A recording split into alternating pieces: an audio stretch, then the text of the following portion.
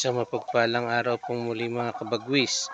Ngayon po nandito pong muli ako sa aking backyard at magre-record pong muli ako ng isang video na para sa source po nito nangyari sa aking likod bahay, sa aking backyard. Ngayon po, noong August 15, nag-upload ako ng video na ako po'y may isinoli na ipinahiram sa akin ng aking kumpare.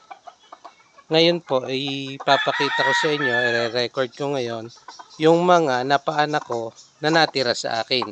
Ito naman po pili ko, hindi ito tira-tirahan, mga pili ko po ito. Yan, hanggang doon po. Papakita ko po yan sa inyo. Yan. Bali, nung isoli ko po ang pair na ipinahiram sa akin, kahit hindi po siya humihingi sa akin nung napalahi ko, nagdala ko sa kanya. Umabot ng 6 heads ang naibigay ko sa kanya bilang pasasalamat. Ngayon po ay nagustuhan niya yung mga sample na dinala ko sa kanya. Nagpadala pa muli siya na binayaran naman niya. Na talagang hindi po siya pumayag na hindi niya babayadan yung mga pinasunod niyang Ngayon po, ito ang natira sa akin. Yan po. Yan.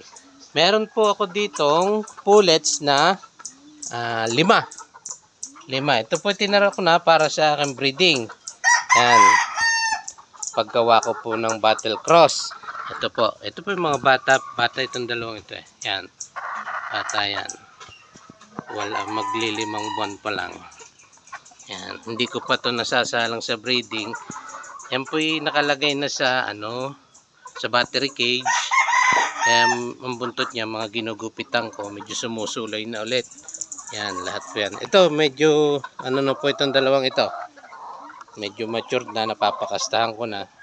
Baka mga December mabigyan na tayo ng lahi nito. Yan po.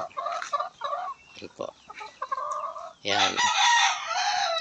Ito po yung pagre-record ng kung ano ang natira sa akin. Yung mga kapatid po nito na siguro stag na ngayon o nasa rito yun eh. Isinyar ko po yun sa yung kasama ko po lagi pag napunta sa school. Siyempre lagi tayo may kasama sa pagpunta sa school, pinagkatiwala ko sa kanya. Siyempre may bayad po yun na ang kabayaran naman po ay ibinili ko ng gamit sa aking gagamitin sa breeding na ito. Yan. Kaya ngayon po medyo ready na ako. May battery cage na ako. Nakaset up na ang aking breeding pen. Yan po. Breeding area. Yan. Ito hindi ko pa po ito nakikitang sumayaw.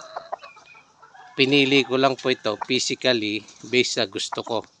Bali, wala na rin po ako dun sa mga pure na sinasabi.